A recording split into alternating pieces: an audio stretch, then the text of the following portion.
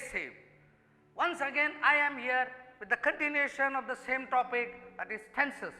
In the last session we had seen simple present, simple past and simple future, and also present continuous, past continuous and future continuous.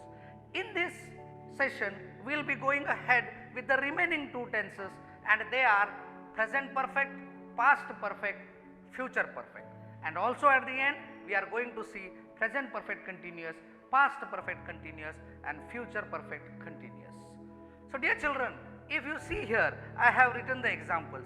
In present perfect tense, in present perfect tense, the verb should agree with the subject as informed to you earlier. So you can see I have written here singular and plural subjects. The auxiliary verb changes when the subject changes, but the main verb remains the same in almost all the tenses. So you can see here I have written an example.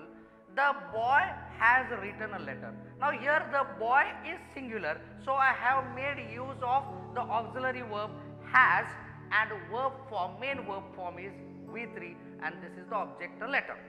But you can see when I change the number of the subject, that is when I made it plural, the boys, then auxiliary verb has changed here and it has changed to have, but the main verb form has remained the same and object is here, you can see. So if you see these examples, you will come to know that in present perfect tense, if subject is singular, you have to use the auxiliary verb has, but the main verb form will be V3 and whatever the object is. But in the same tense, if the subject is plural, you have to make use of have, but the main form remains of the verb, that is V3, the same, and the object. But this does not happen in the past perfect tense.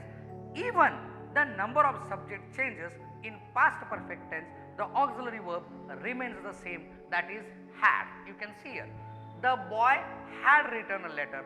When I change the subject to the boys, the auxiliary verb remained the same, and as I told you that V3 form of the main verb. So you can see here in past perfect tense, the subject is singular, auxiliary verb will be had, main verb will be in V3 form, and the object. When the subject changes to plural, the auxiliary verb does not change, it remains the same, and the main verb in V3 form and the object. Now let us proceed to future perfect tense. You can see here again in future perfect tense the same thing takes place. What is the same thing? That you can see here, even the verb, the subject changes from singular to plural, the verb form, the auxiliary verb and the main verb form does not change. So where it changes? It changes only in present perfect tense. It changes in singular we have to write has, and in plural we have to write have, whereas in past perfect tense and in future perfect tense the auxiliary verb remains the same. So you can see here subject plus will plus have plus V3 plus object if the subject is singular, and if the subject is plural, the verb form remains the same, that is the auxiliary verb form remains the same. So you have to keep in mind that in present perfect tense only the auxiliary verb changes when the subject changes. Whether it is when it is singular you have to make use of has, when it is plural you have to make use of have. Now let us proceed to the next tense, and that is present perfect continuous, past perfect continuous and future perfect continuous. Now you can see here I have written all the three tenses, the examples of all the three tenses, but I have written only with singular subject. So where the change takes place when it is a plural subject, I will inform you. So it changes only in present perfect continuous. I have written here the boy has been writing a letter. Suppose if the subject changes to plural and the sentence will be the boys have. So here instead of has it will be have. So the sentence will be the boys have been writing a letter. So what has happened here in present perfect continuous tense? If the subject is singular, you have to use has been plus V1 ing form, and if the subject is plural, you have to use have been plus V1 ing form. So what changes is only has and have, rest all verbs and the main verb remains the same. So what is the formula that we have to use here? In present perfect continuous, if subject is singular, you have to use has and then been, then you have to use V1 plus ing form and then the object. And if the subject is plural, then you have to make use of subject, you have to use have plus been plus V1 ing form plus object. So in present perfect continuous tense, the auxiliary verb only changes when the subject changes, but that doesn't happen in past perfect continuous and future perfect continuous. You can see here, even if the subject is singular or plural, the auxiliary verb remains the same, that is had, and been plus V1 ing, main verb remains in the same form, that is ing form. At the same time, you can also see here in future perfect continuous tense, even if the subject changes from singular to plural, the verb form doesn't change, it remains the same.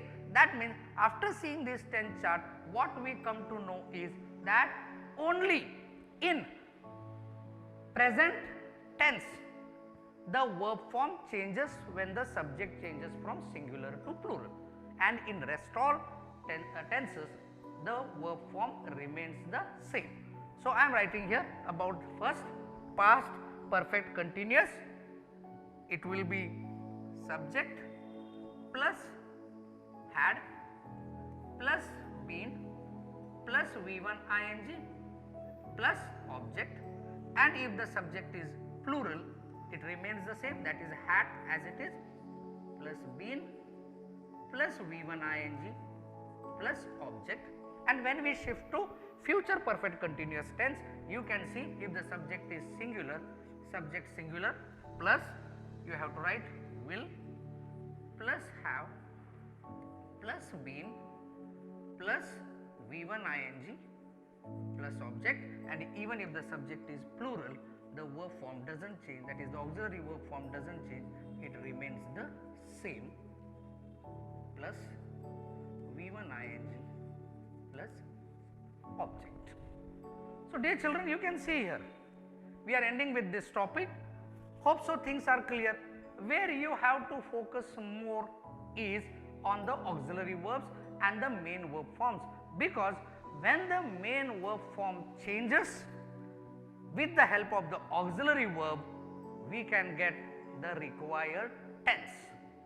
And for your information, I repeat, tenses, main tenses are of three types: present tense, past tense and future tense, and these three main tenses get divided into subtypes. They are simple present, simple past, simple future, present perfect, past perfect, future perfect. And today what we have seen is the remaining two, present continuous is also there, past continuous and future continuous, and the last one present perfect continuous, past perfect continuous and future perfect continuous. Hope so if you go through this chart, the tense topic will be very easy for you. So all the best till we meet next time, take care, thank you.